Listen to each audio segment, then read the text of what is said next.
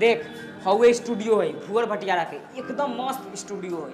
इनमें कई गोरा गाना गा के हिट हो गए। अब तू सुन ना, तू खाली गाना गा, खाली गाना गा, एक्टिंग पर तू ध्यान मत दे। ना दे हम एकरा बहन के। अगर तू गाना गा के हिट हो जाइबे न, पूरा छा जाइबे यूपी बिहार झारखंड में, तो तोरा के कौनो एक्टिंग सिखा दे। तेल मलतू तेल सरवा सौ। तू तेल के बात करत रे, हम तो सरसों से मालिश कर रहा हूं, मालिश। ठीक बा चल। ओ भुवर भटियारा। हाँ के बा? अरे गायकार है। जय लक्ष्मी माता गहकी आयल। हाँ बोलो। बोलो का थी गायकार है, गाना गाना है हमको, हीरो बनना है। हाँ ठीक है चलो आ।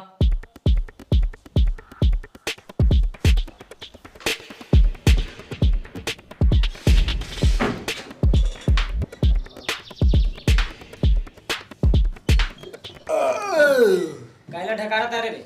मच्छरी खा के नहीं, मच्छरी। तो मछली खाई लिया। हाँ पहल के दिन में गावे के वही से खैनी है, यात्रा बन रही। गाना गावे के हो? हाँ कौना ट्रैक पर? कौनो ट्रैक पर। ठीक बा 1000 रुपया निकाला। 1000 रुपया एगो गाना के? ना तो चारों गाना के। लो भाई भैंसी को रुपया हवा। भटियारा जी गाना रिकॉर्डिंग करल जाओ, गर्मी लगता है। तू तनिक बाहर निकल, इनका से गवावे के बा। जो जल्दी।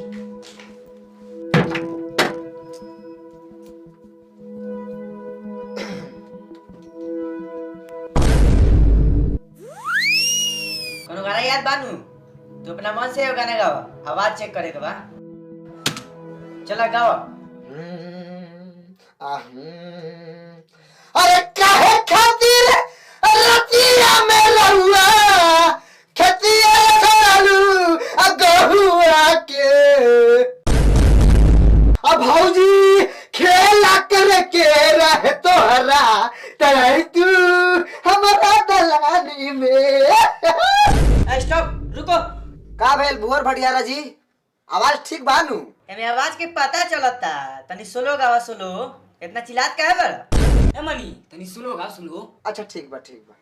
काहे खातिर रतिया में रउआ खेतिया लसरालू गेहूं के। अब भौजी खेला करे के रहे तोहरा तो आई तू दलानी। Stop stop stop. ई का गावत रे? गाना सोलो नु गावे के बात, सोलो गावत नहीं रे तेरी एके बार चिल्लाते रे सुअर जैसन, आ एके बार चिल्लाते रे मूस जैसन। सियार लेखन गा तनी मीडियम। हाँ हमार लाड़े चिल्लाई सियार लेके। ठीक है हाँ गावा। काहे खाते रउआ रतिया में खेतवा लसरालू गहूं के। ए रुकिए, निकलिए, आइए इधर। अब का भेलै सरवा भुवरा के? का नाम बताओ? बंटी। लंटी? ए बंटी नाम बता। अच्छा बंटी बाबू उठिए। मनी बाबू आके बैठिए। जी भुवर भटियारा जी, गलती भेल का? ना कहाँ कोनो गलती भेल, लेकिन एगो बात कही। हाँ कहीं कहीं विश्वकर्मा कसम कहतनी, सरस्वती के लिए कहतनी, अपना बाप कसम कहतनी, अगर हम झूठ बोलत हो कम तो हम मातारी बाबू के छोड़ के नैहर रहे लगी। आ जिंदगी में कभी तोरा से गाना ना गावल जाई। काहे काहे? ए लेखन गाना गावल जाले, झाट लेखन तो आवाज बाटे। आई धरा अपन 1000 रुपया हमरा स्टूडियो के नाम लेके खराब करके।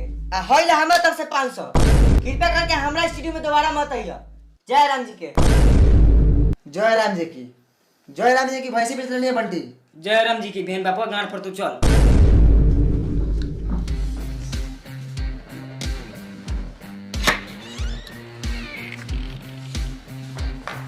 हो गए सपना पूरा, बन गए हीरो।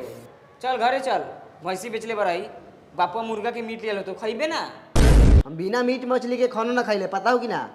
आ पैसा फेर के भैंसी छुड़ा ले। ई सरवा सब बढ़िया बढ़िया गाना कैसे गा ले वाले रे? हमरा से गावले ना गेल है।